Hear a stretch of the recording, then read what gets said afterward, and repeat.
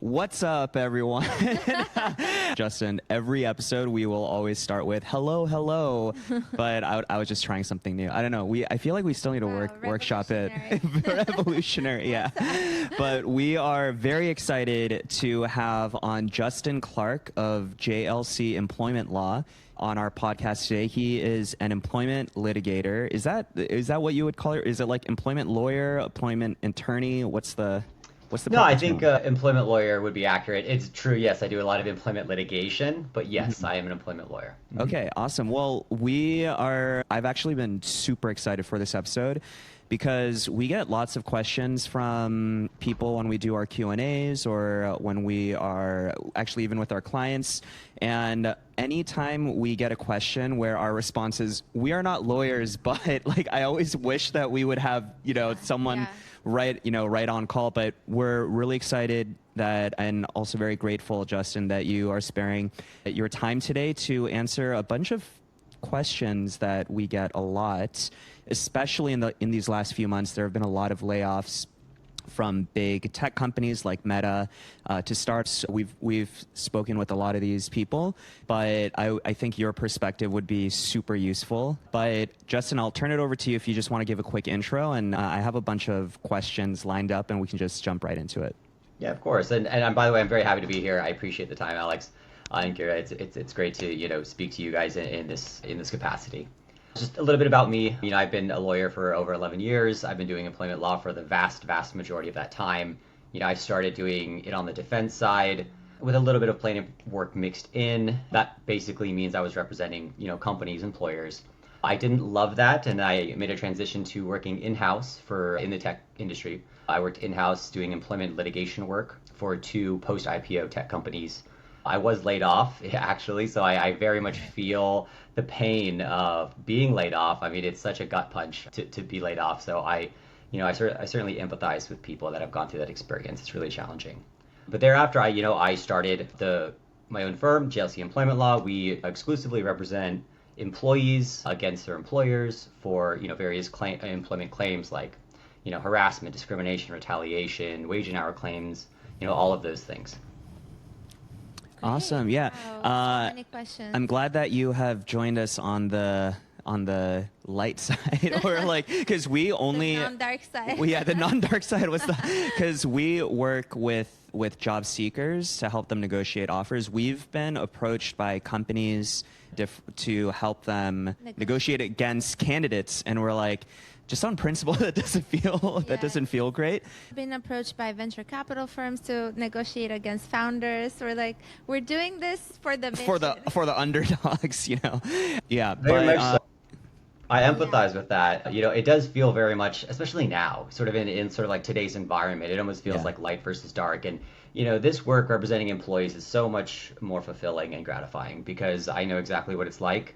These are our lives and our livelihoods, and oftentimes, companies can sometimes just sort of toss you aside, and that can be, really impactful to your life and your career trajectory. So, it feels much better. I'm really happy doing the work that I am now representing employees. I like to come at our client intakes or potential intakes, just with a human touch.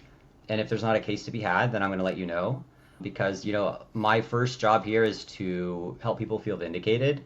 Obviously, like profit and, making money from cases and settlements, I think that comes second. So, we're really like a client service firm. We don't take a lot of cases. We're very selective with the cases that we take. And so, we stand behind that. And so it's always for us, it's client service first, and then it's, profit and all that stuff. That comes later. Awesome. Well, let's get into it. And before we get into it, I will say that Justin is not your lawyer. Anything he says is not formal legal advice. And what are any other fine print that we need to get through before we actually have you start responding to this? Might include. Side effects might include death. No, I'm just kidding. Anything else that you just want to caveat before we get into it? You basically hit the nail on the head, Alex. Even though I am a lawyer, I am not your lawyer. I am not providing you or any of the listeners here with specific legal advice. Of course, I'm happy to discuss like general principles of law. But yes, I am not providing you specifically, and to the people that are commenting or have questions. I don't know the facts of your case. I'm just sort of responding in a general way. So just please caveat that.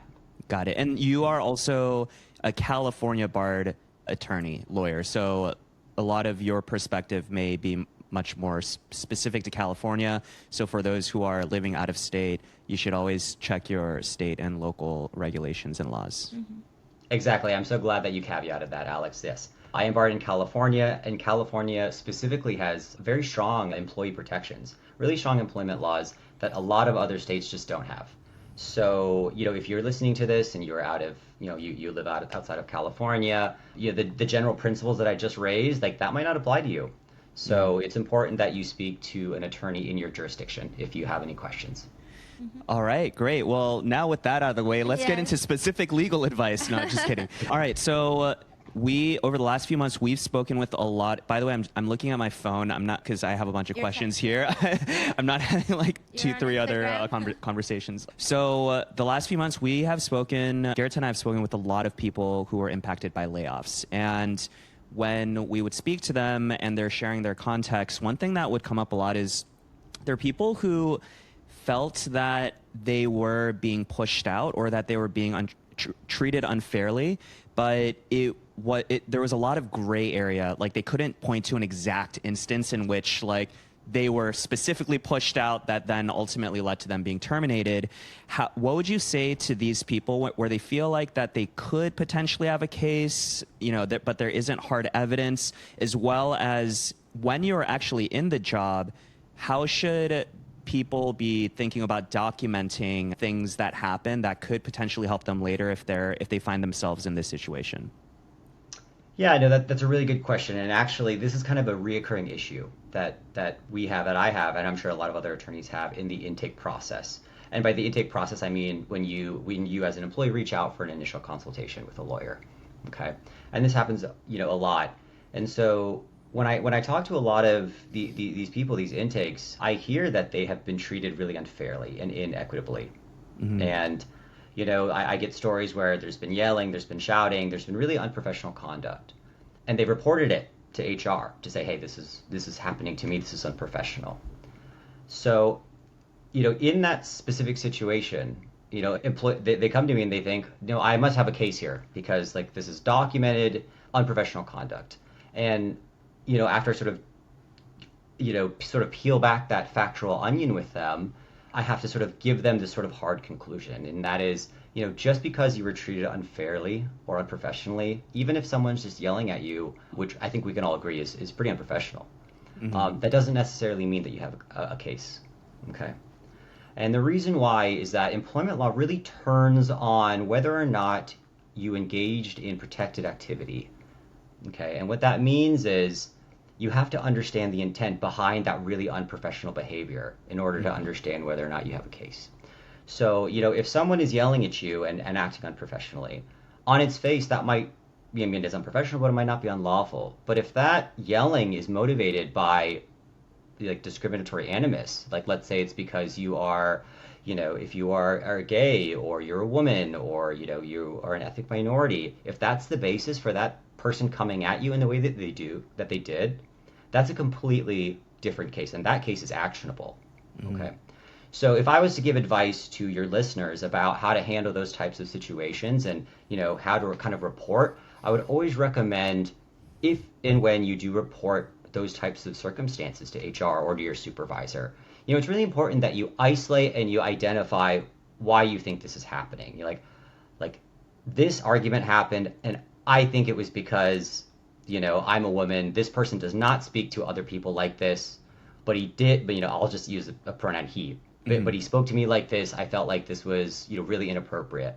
So, I would certainly couch any sort of reporting that you have in those sort of like those protected categories that I kind of referenced earlier, like your gender, your sexual orientation, your race, or your religion.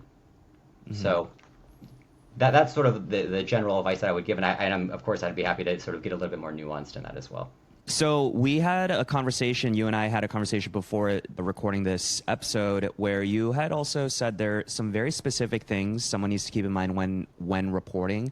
So first of all, should it be written or is just verbally reporting it enough? Does it have to be through like formal HR channels, or can you maybe speak with the skip level that's above your manager if your manager was the one who with the, problematic behavior? Like, what are some guidelines that you would recommend for people to follow? Yeah, of course. So general guidelines, I think best practices is to do it in writing. Mm-hmm. When you have written evidence, that's the strongest type of evidence. Okay. So anytime you are complaining, number one, you can always report to HR Mm-hmm. and to do so in writing. You can also report to your supervisor or anyone who has supervisory authority over your role. Mm-hmm. So those are your primary reporting channels. Now, most tech companies and most companies generally also have like a whistleblower, like anonymous whistleblower reporting line. And Mm-hmm. oftentimes that is either in the company's code of conduct or it's in the employee handbook. But those are your reporting channels. And if you have a complaint and you wanted to complain about something, something that you reasonably believe to be unlawful, and that's actually a term of art, and we can get into that a little bit later. But those are the channels that I would recommend you do that through. Now, that doesn't mean you have to do Mm-hmm. it in writing. If you have a verbal conversation with your supervisor about something that you believe is unlawful, like I'm being harassed by this person, or I'm being retaliated against because I went on baby bonding leave and now I'm getting a negative performance review and now I'm subject to termination via a layoff. You can orally report that, but it is Mm-hmm. always better if you are bringing a case later on to have it in writing. That's the best kind of evidence. But certainly don't feel discouraged if you only did it orally. Got it. Got it. Oh, go ahead. Actually, I have a question about that. So there's a bit of nuance in negotiations about when to do things in person versus in writing, and In person or over a call, you mean? Or in person person. call versus right. Well, nowadays calls are recorded, so that in a way It is kind of being it is kind documented, of yeah. documented. But I do wonder if you have any thoughts on the nuance there, because if let's say you have a complaint, I wonder if you say it in person, they might, since there's no documentation, they might try to solve it in a way that pleases you. And so there's no documentation. Let's like hide this under the rug. Versus if it goes through formal channels, it makes everything more formal, a bit more combative, and a bit more like, well, there's no proof that, we were nicer to this other person and less nice to you. Then it goes into more the nitty gritty of it all. So I'm curious. I know this is like, obviously it's hard to say, but I wonder if you have any examples or any thoughts around this. Could there be an advantage to not doing things in writing? And I know in job offer negotiations, there is many advantages, but yeah, I'm curious from your perspective. Yeah, I would say, the vast majority of the time, it's better to do things in writing. Because it's counterintuitive, but it actually does protect your rights more than if, you just did it orally. And the reason why is because when you do it orally, there becomes something called a triable issue of fact as to what was said in that conversation. And we deal with that all the time. Like I deal with that a lot in our cases because a lot of these conversations are oral conversations. And the reason why that's a little bit, it's a little bit more difficult is because oftentimes it devolves into a he said, she said sort of situation, where, no, I definitely complained about this. And then the other person said, no, you didn't. And then because there's that lack of evidence, there's a question about, credibility, who's right. So that is why writing, generally tends to be better. Now, I'm sure a law professor could cook up a hypothetical, a situation where maybe just having a conversation orally would be better for your case. But overall, writing tends to be better, so that you avoid that whole triable issue that I just mentioned. You mentioned whistleblower hotlines or formal channels that a company's HR might have or just in their policies. And what are your thoughts on, okay, if I use that official channel, can it blow back on me? Because I think a lot of people might be worried about there being some sort of lasting record that they've kind of formally complained, and then just how do you think about that piece? Yeah, I'll make just a very small distinction here. So the whistleblower hotlines should be anonymous, and oftentimes, your employer's handbook should state that. So they should be anonymous. Now that said, when you do report, there is a component of, HR is obviously going to know about it. They might, start an investigation. So it does sort of escalate things. Okay, so But at the same time, and this is counterintuitive, by documenting that you're experiencing something that you believe to be unlawful, you're actually sort of turning into a whistleblower, assuming that you are complaining about something that you recently believed to be unlawful. And so, yes, while it's true sometimes it can escalate and people worry about escalation, you are actually doing yourself a service by stating like, hey, like this is happening to me. I think this is illegal. Like I need to do something about that. And that actually helps you if and when you want to pursue a case if you are terminated, right? Because it is illegal to retaliate against a whistleblower by firing them or, by giving them a negative performance review that directly results in that employee's termination. That's why they accidentally disappear usually. The whistleblowers? The whistleblowers. Guess depending on what country you live in. Oh, go ahead. Yeah, I have a question. So, okay, one thing our clients wonder about when they want to report something or even just straight up just negotiating, they worry that they will be put on a block list, whether at their current company to not be hired in the future or in some sort of like tech, like let's say they're at a big tech company now, will all big tech companies put them on a block list? Have you seen anything like this? I understand it shouldn't be done, but have you seen it happen? I have not seen that happen. Okay. When I worked in-house, that was not even a conversation that was had, that we would, block a potential candidate just because they wanted to negotiate a package or something like that. Or if they're a whistleblower. Yeah, so again, that's not something that at least the companies that I work for are really engaged in. And even in California, there's a rule about inserting a no rehire provision in people's settlement agreements or severance agreements. Now, that's a California specific rule. Can you say more about that? Yeah, I mean, the law is what it is. California just determined that would be void for public policy to specifically state that, we do not hire this person back if you agree to settle. And part of the reason why, too, is that when you sue and, you seek damages, there is a remedy of being placed back in your role. That is a legal remedy to be reinstated, to have job reinstatement. Now, from a practical perspective, that doesn't happen that often. And you can imagine why, right? Because, in litigation, things get litigious. You sort of poison the well. So, like, do you really want to go back to that situation? Oftentimes, both parties say no, like, neither of us want that. So then you sort of agree, to a settlement amount, and then you sort of part ways. But the law still provides for reinstatement. Now that, again, like that has happened before, but again, most of the time, that doesn't really happen. So yeah, I think that's part of the reason why, California has stated that, you can't put in a no rehire provision in your severance or settlement agreement. You cannot put a no rehire? Like a specific no rehire. Now, of course, I want to hedge here because this is pattern versus practice. Yeah. There's nothing that would sort of quietly prevent a company from just not rehiring you. But, we can't stop that obviously, but that specific no rehire provision just wouldn't be included.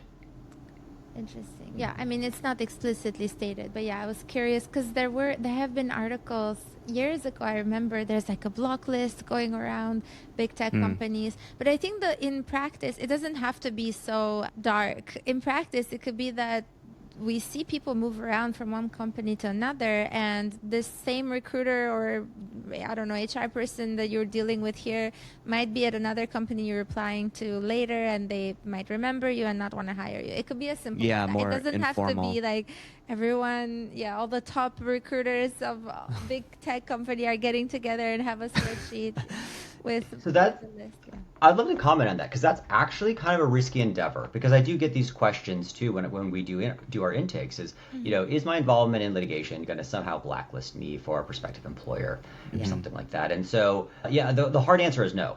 But I do want to caveat the practice of like a recruiter talking to another recruiter to prevent, a candidate from not receiving a role, that can be defamatory. So that could result in a lawsuit if some HR rep or recruiter is sort of, bad mouthing another candidate to prevent them from getting another role. I mean, courts have routinely held that can constitute defamation.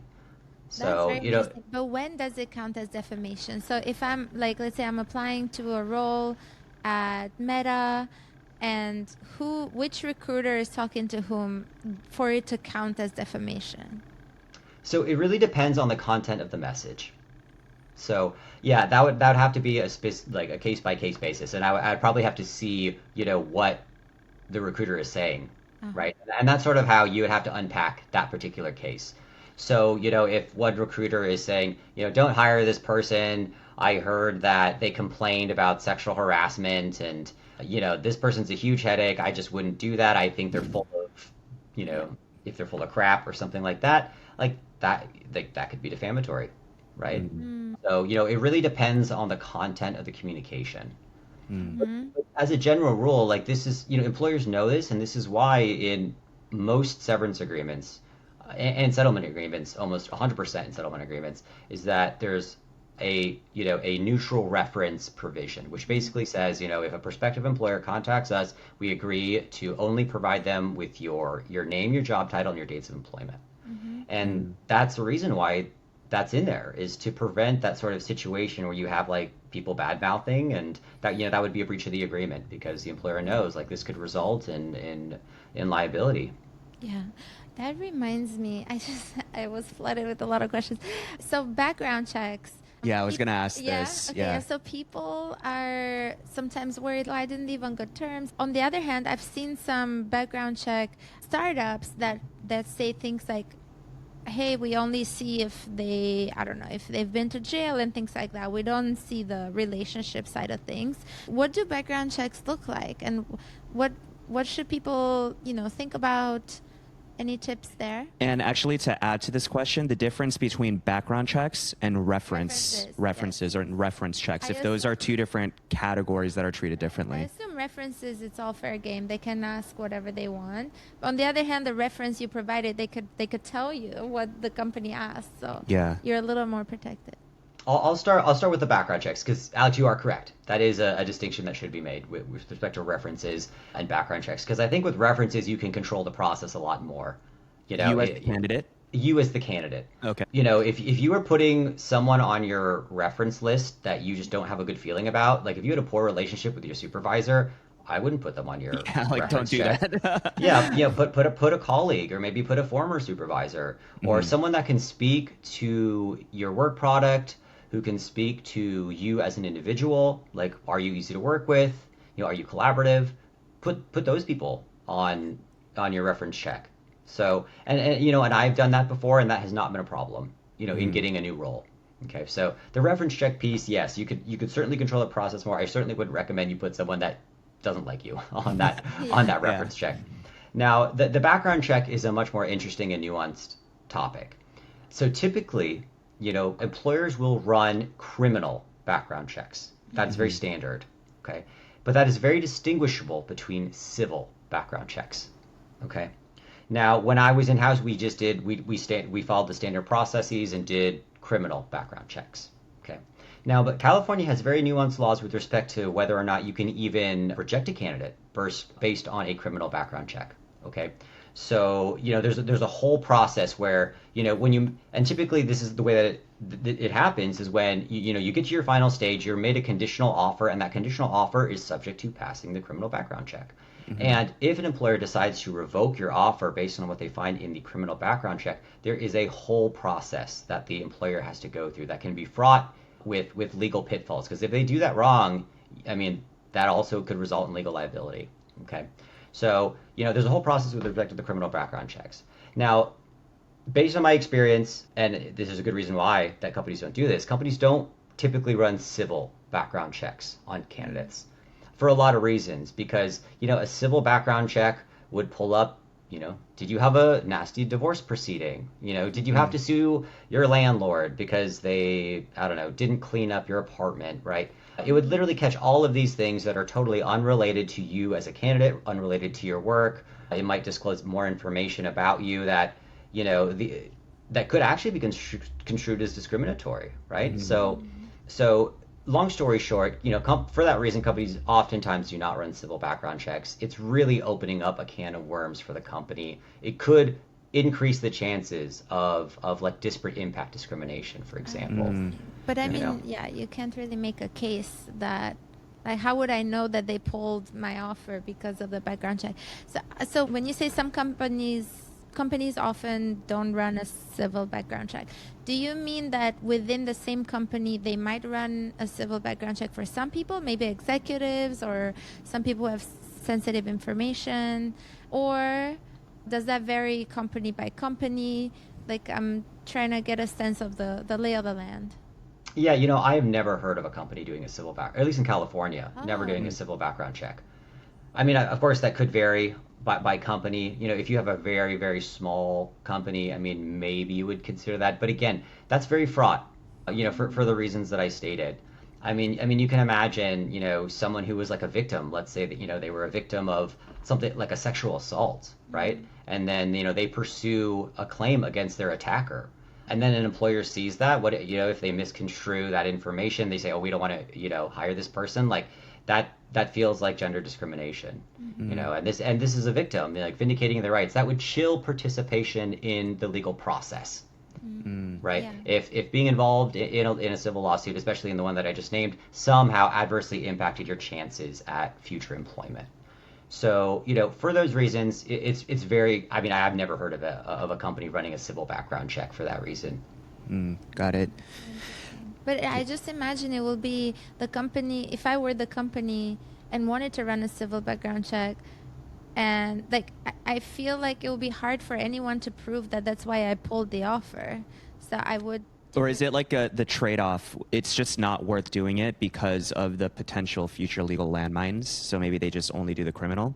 Like, how would I Yeah, know? that's what it is, Alex. I mean, companies. Yeah, I would be really shocked if companies started doing civil background checks just Okay. just for Yeah. just for that reason. It is a So legal who landmine. who does this? Like, why does it exist if no one does it? Maybe outside of California, I imagine. Yeah, mate. Yeah, I mean, it might happen more frequently outside of California, but I Okay. have never in my, 11 Or years of maybe practice certain heard of that. industries, like you're hiring a PI, So and what? so you So might need what to. goes in the? Like, So what goes in the background check? Are they checking where you worked, for how long, what your title was, things like that, or does that count as civil background check? No, this is all criminal. So let's just yeah. So let's go into the criminal background check piece of things, just because again, I think civil background checks, I think it's almost like a nothing bagel. That just does Yeah. not really happen. I want to make sure this is the question we get from a lot of people, and I want to make sure that the answer feeds into that, which is they're like, oh, I said I worked here for this long, but maybe they overcounted or the title was different. Like internally I was senior PM, but externally I'm PM because they don't, they have different titles internally, externally. Is that part of the background check or no? So I mean, I can only speak from my experience. When I was in house in my last role, I would interface, with the people team and the ops team. If there was a deviation from, what I think the last company that I worked for they used Checker to do their background checks, and oftentimes it was just, oh hey, Justin, there was a gap in this candidate's resume. It doesn't sync up with the resume. Like, what do you think our next step should be? And oftentimes it was just sort of like a mistake. It was just like, oh yeah, hey, I would recommend, can you just call the candidate and ask them, about either this gap or, this particular, employer that they worked for. Sometimes when you work for like small employers or companies that get acquired, there can be a mismatch because, Checker runs this information, maybe several years down the road, and, that prior small startup that you worked for 5 years ago now is gone or now goes under a different name. So like those anomalies can come up, and then it's just a matter of, the people team just kind of checking in with the candidate about that. So yeah, that's sort of the extent of my interfacing with, ops on checking or verifying Checker. But it was never a fraught process. It was never like we really need to dig into this. It was just, Checker flags it, and then it was just an easy conversation with the candidate to get that changed. Okay, so what is Checker looking at? So it catches these discrepancies, and also like if there's criminal records, anything else? No, I mean it's basically just checking, your resume with whatever you submitted with a job app. But oftentimes these things, are the same. So, in my experience, Checker, I check just your education background. If you say you went to Stanford and you went to, like I don't know, UC Irvine or something, like yeah, that's gonna come up, right? That you lied on your resume or you lied on your job application if you say you went to a different university. So things like that. Okay, Yeah. so it is checking. Yeah. So basically, if I'm a job candidate, I don't have to worry about the background check as long as I didn't lie. And also with references, just make sure I give them references that will probably speak favorably of me. Yeah. Actually, I have one more question on that because you said you went to Stanford. I recently saw someone on LinkedIn who it said they went to Stanford, but they had gotten a certificate there. Is that something that is flagged? And it's a funny thing we talk about in my circles a lot. Oh, good. I want to pause you because I did not go to Stanford. That was just a hypothetical. Oh no, I Yeah, know. yeah, no, I am not a Stanford grad. Yeah, But yeah. anyway, I'm so sorry. Okay, yeah. Can you ask your question one more time? Yeah. What I'm saying is, I saw on someone's LinkedIn recently that it said they went to Stanford, but they had gotten a certificate there. So not like Like it wasn't it wasn't a full full degree. It was like a So seminar program or something. does Does do that come up? companies care? Or does that come up? Does Checker flag that? I'm not an expert in that specifically, but so long as you're being open and honest, right? If you got a certificate at Stanford, like great, list that on your resume. Just say, hey, I got this certificate at Stanford. Yeah. Here's when I went, and this is what I studied to get the certificate. I think that's great, and candidates should do that. But I mean, don't misrepresent what if you say you got your MBA there and you really just got a certificate, like that speaks to your credibility, and that might be a flag. And so, long story short, don't lie in your resume, about where you went to school, what degree that you got, because, yeah, that could really hurt you and your candidacy. Yeah. Got it. Documentation. So when you sign a job offer, you agree to not take any company information or messages or internal documents. But then how do you square that with, let's say, if you do feel like you were unfairly laid off and discriminated against, and maybe you even want to pursue a legal case later, they say document things in writing. How am I allowed to take away this stuff, or like what should people keep in mind to make sure that they don't get into Just trouble? take a photo from your phone. Yeah, of course, of course. So there's two things to really think about here, and that oftentimes most companies have data retention policies that they abide by. How long we keep Slacks, how long we keep Teams messages, how long we keep emails, and all that stuff. So most companies will have data retention policies that will keep all that information, and they should be keeping that information. Okay. But if you're worried that this information is going to be deleted, generally if the communication does not include confidential information of the company, IP, trade secrets, if it's literally just a correspondence that documents your complaint, that's not company IP. That is just a communication regarding your experience. So I think it's in that particular instance, then I think it's fine to take a screenshot. I would certainly tell for all the listeners out there, do not send any company IP or anything to your personal email address. Like that is just a huge red flag. And when I was on the defense side, I did prosecute a couple of trade secret misappropriation cases against employees that emailed themselves company trade secrets. In one particular case, when this individual left the company, this individual emailed themselves like an Excel sheet of literally like every single vendor, every single customer of the client. And like that's their IP, like client list, client contacts, client numbers, like that's a trade secret, or it can be a trade secret. So like avoid that type of thing, right? So yeah. If we're just talking about documenting a potential legal case, then I think you're generally okay on taking screenshots. But if there's a unique circumstance where your screenshot happens to include like a conversation that has a lot of company IP in it, then I can't recommend that. But again, I think you're going to be protected anyway with those data retention policies. Like, the company should be keeping that. And especially too, if you decide to bring your lawsuit, and Alex, you and I kind of talked about this in our prior conversation, is that when you put a company on notice that you might have a legal claim, they are required to preserve that evidence related to your case. And anytime we have a client that's going to sue and we're going to sue, we always send the employer, say, hey, preserve all evidence related to my client's claims. And that includes, Slack messages, emails, like work assignments, all of those things. Those all have to be retained. And if the company deletes them, like that's serious repercussions in litigation. It's called evidence spoliation. And that can just turn a case on its head if a company is intentionally destroying evidence or ignoring their preservation their preservation duties. But a lot of companies have 90-day, for example, WhatsApp, sometimes you can set it in such a way that after 90 days it deletes things, or Slack. Are they protected in that way? They're like, oh, it's past 90 days. Sorry, it got deleted. I mean, it depends. Like, if the information was deleted in the ordinary course of business, like long before you inform the company to preserve all your records, the company can just say, well, look, we don't preserve these. We can't give them to you in the course of litigation.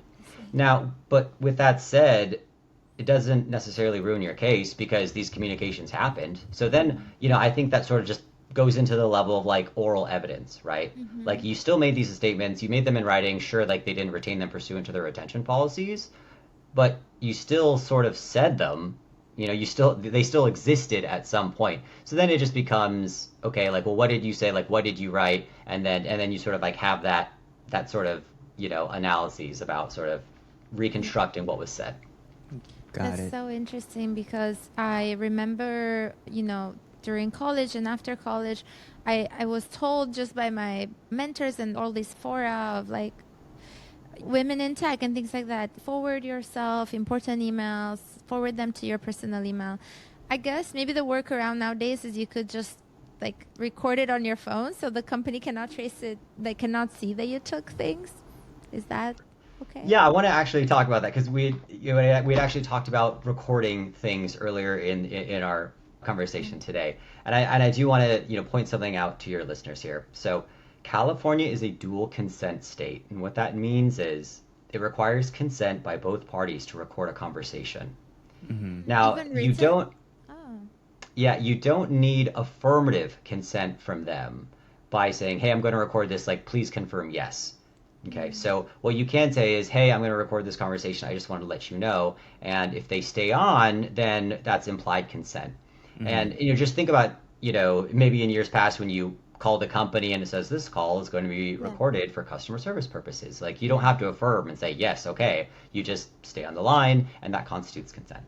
Okay, so with respect to telling someone, oh yeah, you can just record all these conversations and the other party doesn't know about it, like, that I can't recommend that because that is a misdemeanor. Now there are some exceptions to that rule. Okay, there are some exceptions.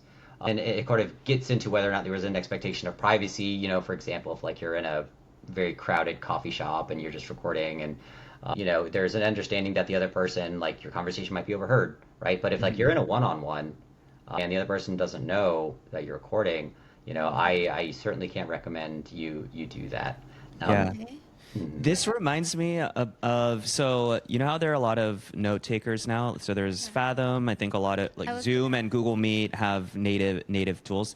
So this is a little bit of a side quest, but granola about this tool. So this doesn't notify any of the participants that they are being recorded, but I heard that legally they're able to get around it because they're actually not capturing the audio. It's just taking a transcript of what it said, and then it gives you a written record of what was said, but it never gives you the audio or any video. Is that what's up with that? Is that true? I think so. I would actually have to do a little bit more research into that specific area because you're right. I mean, technology is changing so fast that AI can just like basically transcribe everything. Whether or not that rises to the level of quote unquote recording, I would have to do a little bit of case law just to see, on the legality of that. And this is kind of the challenge actually with the law is that the law frequently lags behind changes in technology. And that's just because when you file a case, I mean, it can take a long time to be adjudicated. And so when you have these like really fast changes in technology, the courts have to catch up. And so I think that we're kind of in that space, but yeah, I'd have to do a little bit of research to really give you a I also just want to say I'm not putting granola on blast. I'm not singling out any particular. Don't come at me. No, Maybe they'll come on as a sponsor. It's a free ad for granola. Yeah, Justin, a couple specific, very common scenarios that I remembered of people who were laid off. I know that all else equal, that everyone has a unique circumstance, so not one way or another, whatever you say, your perspective on this, but do people have more of a case for even pursuing legal action or even just negotiating severance. Side note, Garrett and I highly recommend you always try to negotiate if you are being laid off, regardless of your situation. So let's say I was on medical leave and I got laid off as part of a mass layoff or RIF. Do I have more working in my favor? This is a very, very nuanced question because the facts can change significantly. It could depend on what kind of medical leave you're on, whether or not you're on a CIFRA or FMLA leave versus whether you're just on like a regular pregnancy disability leave. It can depend on the company that's doing the layoffs because there are certain exceptions as to being terminated while you're on a CIFRA FMLA leave. So it's really hard to give. What are those two things? The California Family Rights Act. That's the California. I'm sorry. Yeah, that's the California analog of FMLA, which everyone is very familiar with. Companies talk about FMLA all the time, but that's because that's a federal law, and companies obviously operate in all different states and all those things. But if you're in California, you're going to be governed by the California Family Rights Act, and a lot of people don't know this. But the California Family Rights Act is extremely favorable for employees, especially pregnant women, more so than FMLA. And, I want to get back to your question because I don't want to deviate too much, but I just want to flag that for people that you have a lot more protections in California under the California Family Rights Act. But let me get back to your question because I think this is a really interesting one about layoffs. As a general rule, if you have been laid off, your case is going to be a little bit harder to prove because the company is coming up with a business justification for a mass layoff. But just because you were laid off does not mean that you don't have a case. And I state this all the time is that the term pretextual layoff is totally real. And what we see, and in my experience, what we've seen is that a woman goes on a pregnancy leave. And then there might be, a health issue, so the leave extends a little bit longer. And then, the employee wants to have baby bonding, which is her legal right. And then all of a sudden, the company slaps that employee with a negative performance review. And then the broader company decides, hey, we're going to lay off every single person with a negative performance review from last cycle. And then boom, the reason for that termination was because of the pregnancy. So you could draw a line to it. Yeah, exactly. And so that happens all the time. So just because you were laid off does not mean that you don't have a case. Okay, I see. So the term pretextual layoff is a thing, but I think what companies are doing is that they're starting to get wise to this. They're starting to really understand that laying off employees is more defensible than just firing someone for like an individual for poor performance. So I feel like we're seeing more layoffs just because it is a little bit harder to prove your case if you are laid off, but it's certainly not impossible by any means. Yeah, that's so good to know. Yeah. On the topic of layoffs, I want to tie that back with there have been some recent law changes around clawback clauses for sign-on bonuses. Could you speak to that? So, this is going to depend a lot by state. But in California, clawbacking bonuses can be challenging.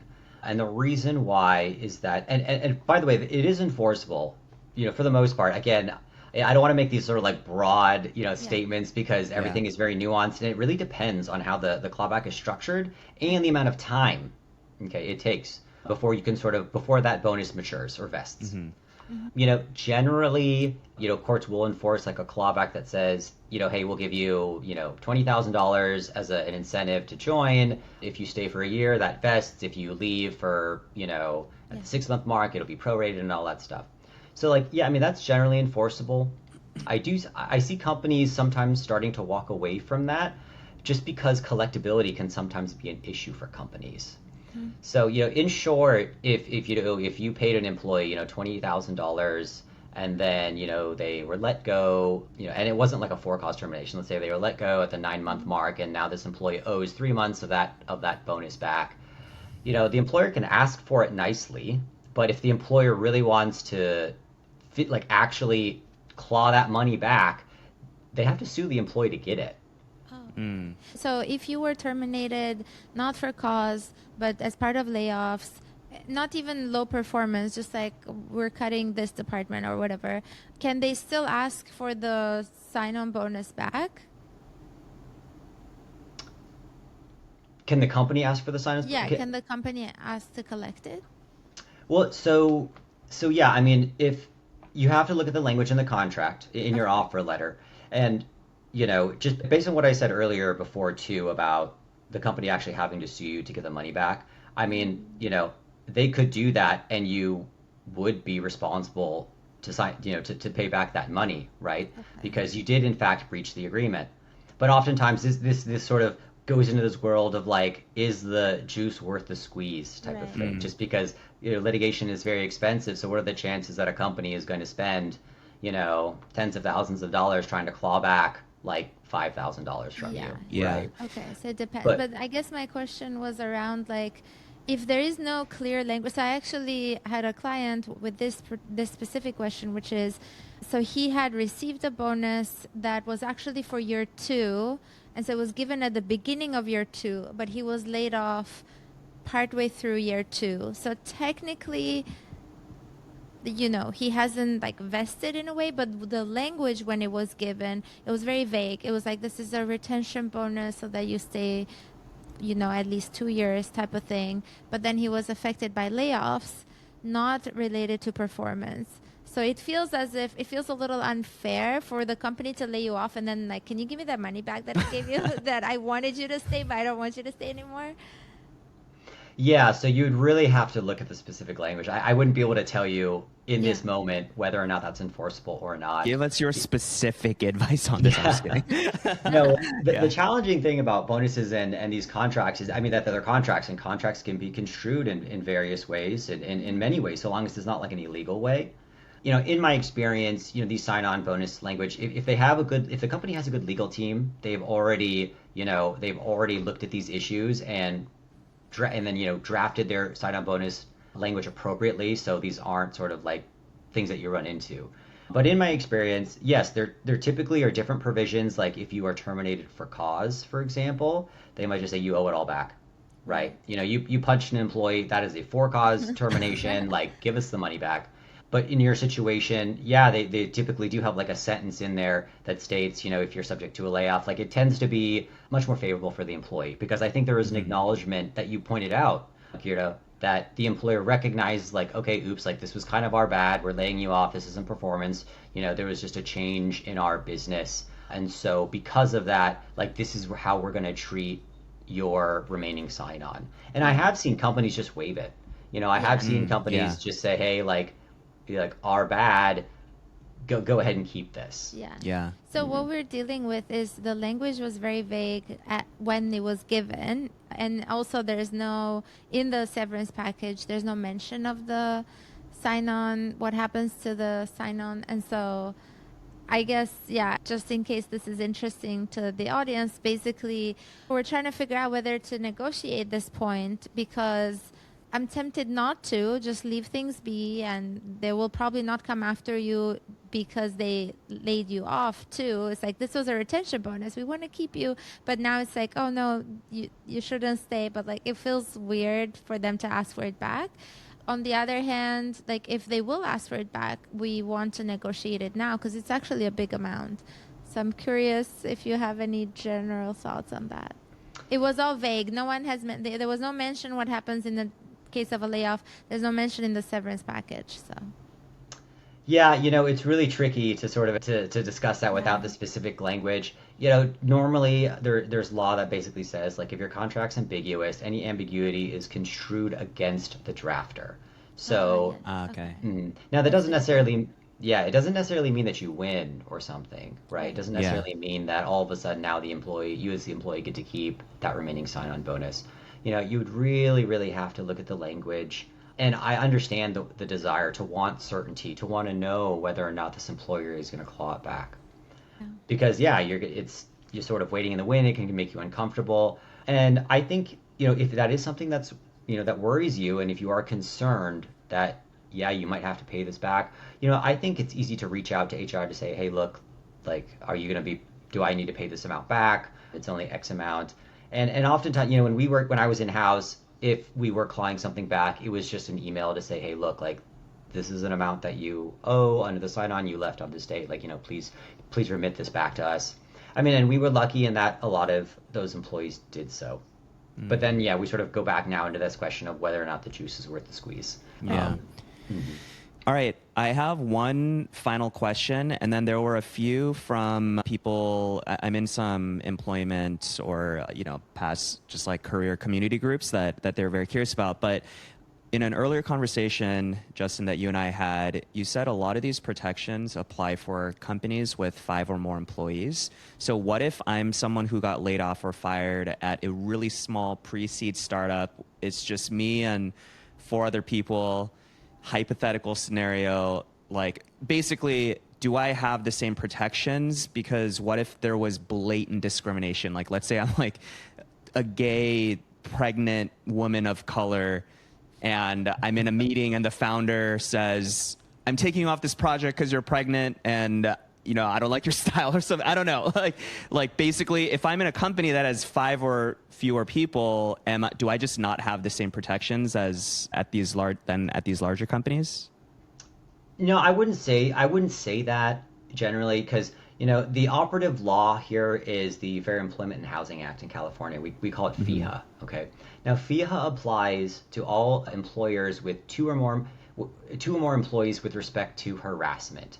So, if there's 2 people, like you can't harass, you just can't harass each other. Let's just put it bluntly. You can't engage in sexual harassment or anything like that. Now, FEHA technically, with respect to the discrimination piece, FEHA provides that, the company, the employer has to have 5 or more employees with respect to discrimination. Now, with that said, though, you can still be liable for, harassment and discrimination at the same time, So in your example, let's say that individual is terminated, and I would still recommend that individual sue under the guise of harassment. Like, this is pregnancy harassment. You've made disparaging comments to me, or race harassment. You've been making racially based comments about the way that I dress. Like, that could constitute harassing behavior. Now, obviously, I'd probably want to hear a little bit more facts to support sort of like that harassment cause of action. But yeah, I mean, we're talking about this is a very, very like nuanced niche area where you'd really such a small segment, right, of probably our listeners are working for employers like under 5 but over 2, and then there's this sort of like this discrimination happening, right? So long story short, I'm not going to sit here and say that you don't have legal protections, but I just say like the law is the law, but there are certain there's certainly ways to prevent harassment and prevent that type of treatment, even in a situation where you have under 5 employees. Got it. Okay, a couple questions that came from some listeners. One, and this I'm caveating, you are a California barred lawyer, so this question might be a little outside of scope. They asked, how do I handle a non-compete clause in an employment contract from a non-California state? So to clarify, the company is based in California. This person does not live in California, but there is a non-compete clause in their contract. So I would want to understand the choice of law governing the contract. Oftentimes in these contracts, employment contracts, there will be a provision that states what state law applies. So I'd want to look at that first, because if it's a California corporation or a California company, like California law is probably going to apply. So, and in California, non-competes are generally unenforceable. Now, there are some very limited exceptions, like very, very limited exceptions, but they're generally unenforceable. So that would probably be my first step in the analysis. And then, if it's in California, great. And if it's not, then I'd have to stop there, and, I'd have to, look at the law of the relevant jurisdiction. Got it. Okay. Next question. Once the separation agreement is signed, is there a way to open a negotiation? I've tried twice, and both times the answer was a quick no. What I'd like to renegotiate would be easy for them, but can't get anyone's attention. So I think there's probably like the legal perspective, and then also our kind of negotiation expertise perspective. But Justin, would love to hear from a legal perspective. Yeah, from that legal perspective. Okay. Yeah, so if you've already signed the severance agreement, that is an enforceable contract, and your employer or your prior employer has absolutely no obligation to void that contract to give you more. Now, there is a nuance here because there can be revocation periods of assigned severance. If you're over the age of 40, by law you get a revocation period. I believe it's 7 days after signing. So if you sign it and then all of a sudden you get second thoughts, you can revoke. And though that provision will be spelled out in the agreement. Okay. That's cool. What Got is it. that So called yeah, again? A what period? a revocation period. Revocation. And if you're over 40, you have 7 days as a federal mandate. So normally you get 21 days to consider your severance if you're over the age of 40, and then 7 days to revoke. Got it. Yeah. At the federal level, and does California have even more generous terms? Not to my knowledge, no. Okay. I mean, I would have to double check that, but not to my knowledge. But yeah, I mean, so long as you're not in the revocation period, or excuse me, assuming that you're outside of the revocation period, then yes, I think your chances of negotiating a severance after you've already signed and you cannot revoke is slim to none, and it's probably not worth your time. Yeah.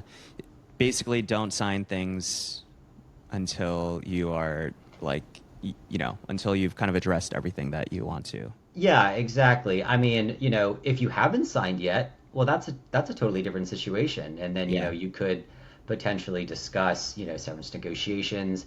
I do want to hedge, though, in that severance negotiations are very fraught because, I mean, and there's a lot of reasons for that. But if you do decide to try and negotiate your severance, you really need leverage. And oftentimes that leverage is in the form of legal liability. I mean, that is why companies issue severance agreements. It's because companies know that it is infinitely more expensive to fight a lawsuit, even a bad lawsuit, a totally non-meritorious lawsuit. It's still going to cost the company, tens of thousands of dollars, and maybe even more than that to even fight a really bad lawsuit. So, it's actually more financially responsible for the company to just offer you a severance agreement, to pay you off to have you waive all claims. Now, go ahead. Go ahead, sorry. Oh, no, yeah. So with respect to the severance negotiations, you definitely want settlement leverage, and that is in the form of, whether or not there's employment liability there. Got it. And have you seen companies take away the severance package for whatever reason? Maybe they didn't like how the employee negotiated or anything like that, or they asked for too much or anything like that? That's certainly a risk. That has not personally happened to me, but it has happened to a colleague of mine. I have a colleague who runs his own practice, and that situation did happen to him. I mean, he wanted to negotiate the severance, the company didn't like it, they pulled it, and because that individual didn't have strong employment claims, they couldn't pursue the case, or at least didn't want to pursue the case to try and claw that back. And it's actually for that reason that our firm, we will not accept any client who wants to engage in a severance negotiation but doesn't have at least some kind of strong legal claim, just for that reason, because I don't want to have that negotiation with them and then all of a sudden the company pulls a severance and now we can't pursue a claim in court because there's just no legal claim there. Yeah. Now, okay, go ahead. In the context you gave is there was a legal team involved during the negotiation, right? Yeah, typically. I mean, typically we don't interface directly with well, that's not true. Sometimes we'll interface directly with the legal team. Sometimes it's an HR rep, but oftentimes if it is an HR rep, they're just sending it to the legal team. Yeah. No, sorry. What I meant is the negotiation was not between the employee and the company. It was the employee had gotten a legal representative to get involved, and that's when the company pulled the severance package, right? Yes. In that other example that I gave, yes, that was the case. Yeah. Okay. Because I was going to say, I feel like just as a general rule of thumb, it feels pretty high risk for a company to pull a severance agreement, because I feel like a company's interest is when they do a layoff, they're trying to avoid additional negative blowback or additional expenditure of resources and time, and they just want to try to do it as with as least mess as possible and things coming back at them. So I feel like it would be kind of high risk for a company to pull a severance agreement just because someone is negotiating. At the very least, I feel like they would be like, no, we can't do anything more. This is the best we can do, right? No, I agree. And Alex, I think you kind of hit the nail on the head. That's why companies offer severance, because it just is really expensive. So, that's why we haven't seen, a company pull a severance offer, but doesn't mean that they wouldn't. And oftentimes these severance negotiations, they can last a long time. So sometimes your severance agreement will just expire. which again is why, for us, we only take clients that are willing to, pursue litigation when we start these formal severance negotiations. And to be fair, it's really not even a formal severance negotiation. It's really like we're threatening to sue you, and yeah, this is a formal severance negotiation, but like if this goes sour, then we're going to bring a claim. So, we can call it a formal severance negotiation, but it's really more of like a threat of litigation, right? It's like, hey, do you want to work with us to avoid just going to court? And so so that's kind of what it is. Got it. The very last question is, I'd be curious what the success rate of getting some sort of extra payout for all of these types of things you see in this group when it's part of mass layoffs. And this person was at a large public company, and they were impacted by like a big round of layoffs. What constitutes merit for a case? My sense is that it's extremely rare for anyone to modify the terms of separation as part of these layoffs. Your boss, your performance, how long you've been there, none of it seems to matter when layoffs are done as part of a reorg. I feel like we could probably speak to this, but also would love your take. So we've actually had another lawyer on the podcast before. His name is also Alex, and he has said something repeatedly where the best time to negotiate in a job is when you are starting it and also when you are leaving it. And especially in a severance situation, you honestly don't have much to lose. You're already headed out the door. And so, regardless of whether you feel like you have a legal claim or you just are going to ask for more, it's definitely worth trying, because as long as you go about it in a professional, polite way, you're not trying to like go scorched earth with things like, the worst they could probably say is no, with the exception of those, extreme edge cases like the one that you described. But it seemed like there were specific cases of that example. But anything to add here? Like basically, like you should still go for it. We have seen people get more in their severance agreement simply just because they asked. And also, they didn't have anything very unique or special about their case. So since everyone's case is unique, you may as well try, because sometimes you might be surprised and a company might just give you more to kind of just tie the bow on your case and part ways. I would say with severance in particular, it's also a function of, I've noticed the earlier you ask, the better, versus people who wait until they're like just before the deadline? Just before the deadline. Yeah. Justin, anything to add? Yeah, so it is I would say in my experience, it is extremely rare where a company is going to modify their severance for you if you ask, especially if it's part of a really large reorg.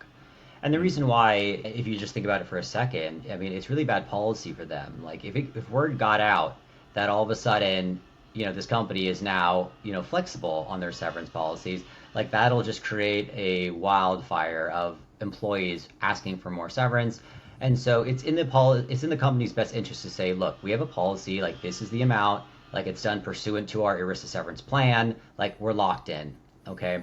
And like that makes sense for the reasons that I stated, right? To avoid this sort of individualized assessment of everybody's termination situation. Now, with what you said earlier, it doesn't hurt. It certainly doesn't hurt if you want to ask the company. And in some rare cases, yeah, that's true. I mean, I can think of an instance when I was in-house where we had an individual who had requested more severance, and we looked at her specific termination, and yeah, like that was a really high risk. There was really high risk of liability there. So we made an exception, in that particular case. But yeah, they probably the companies probably do their own calculus on their end, because with one of my former employers, there was a mass layoff, and there are these communities of these employees that were laid off, and I'm kind of lurking on there, all the posts that go up, and there were quite a few, and I will say this was early on, like as soon as the layoffs happened, not closer to the deadline. There were a number of cases where people said, I just asked for more. I didn't have any specific reason. And I was surprised they got back to me right away and they just gave me more. But I wonder that probably the employer did like an internal calculus on that person's case on their end and was like, hey, maybe it makes sense to actually just give them more here. Yeah. And they probably didn't like go into sharing the reasoning and all that stuff. So I think, probably for your listeners too, assuming that you have listeners sort of like in those early startup stages, like the employers that have a lot fewer employees, I think the chances of you being able to negotiate your severance if your employer is like very, very small increases for sure. So, Hmm. restated, the chances of you being able to negotiate your severance on your own is definitely higher than if you are trying to negotiate your severance at like Google or Hmm. Microsoft or something like that. So sure, and again, I think you were correct, Alex. I don't think it hurts for an employee to say, hey, I felt like this was unfair for these reasons. I'm really hoping, that you could reconsider my severance and then, request it to be this amount. And sometimes that does work. And I can think of an example where a client that I had worked with where this individual did not have any kind of employment claim, but he also came from the Big Four industry, and there was a precedent at people of his tenure and level of getting like a certain amount for severance, and he was not given that amount. I worked with him, and we were able to get him more, just because we relied on that precedent in that specific industry. So there are definitely some edge cases there. So I don't want to to your listeners, I don't want to dishearten you or something to say that yeah your employer's never going to change. It's just I would say it's pretty rare, but it is possible, just depending on your specific circumstance. Got it. I will say it is, yeah, it is rare. It is more possible though if you work with us on it, because we have had a number of Yeah, we've severance. increased pretty much almost all our clients. Yeah, with Severance it, but package. again, it's everyone's unique situation, all that. Those were all my questions. Garrett, did you have anything else? Yeah, I was just curious if you have any interesting cases. You've done litigation. If you have any like fun stories you can share, or wild stories. Oh, geez. I would tell people because it seems like layoffs are the biggest trend here. I Yeah. mean, I will give you an example. I can't use specifics, but I had a client where this individual, really sad story, had to take a deserved medical leave, an extended one. This individual, high performer, long tenure at the company, and well, I guess it was a she. She was, chosen for a layoff. And when we got into the details, it was pretty clear that, the layoff, and it was part of a large layoff too. It was like, Hmm. like half the team or something. And when we got into the details, like the selection process, it was very clear that her medical leave was a factor in that decision. And so we threatened to sue, negotiated with the company, and I think at the time, I think her severance offer was like, I don't know, 2 months or something. And I can't say exactly how many, but we, you know, the amount that we settled on was exponential.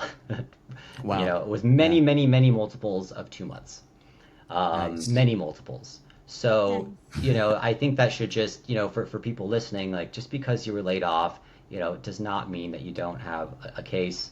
But of course, the challenging part is just tying that to the selection process, how that selection process happened, and whether or not that protected activity that you engaged in, that medical leave, that, the fact that you were pregnant, the fact that you might have complained about being mistreated or being harassed for whatever reason, like getting into that and tying the causation together. Like that's the challenge. But, based on the examples that we talked about, I mean, these yielded like large settlements. So I don't want to discourage Nice. any of you listening Got just it. because you were laid off. So, if people want to have a conversation with you or an employment lawyer in their state, how do they? Well, I will recommend you if you are living, Justin, if you are living in California. How can people learn more about you or reach out to you? Yeah, so you could just go to our website. It's jlcemploymentlaw.com and just fill out one of our forms. You could just press the contact us button and then just give us some information about your case. The more the better because it streamlines our initial intake process with you. What I like to do, I like to personally speak with you. I speak with every single intake that we have time for, Hmm. because I want to understand, like I said, we are very picky about our cases and I want to understand your story. I want to understand what happened to you, and that's the best way. And by the way, most plaintiff attorneys like myself will do free initial consultations. Hmm. But yeah, just go ahead and go to our website, submit a form, and then hopefully we can get something on calendar. Got it. Awesome. Thank you All so right. much, Justin. This was so helpful. Yeah, I think a lot of people will be very eager to Yeah. listen to this episode. And Justin was saying how like I'm sorry sometimes I can't say definitively, but that helps too. Like knowing that there's no clear answer to things, that's also helpful in its own Yeah. way. So thank you. Yeah, thank you so much for your time, Justin. I know you are very busy, and so appreciate you coming onto the Gentle Power podcast. I'm really happy to be here. Thank you so much, you both, for having me. I appreciate the time, and again, happy to sync up again. Awesome. great. All right. Thank you Take so care. much. Bye-bye.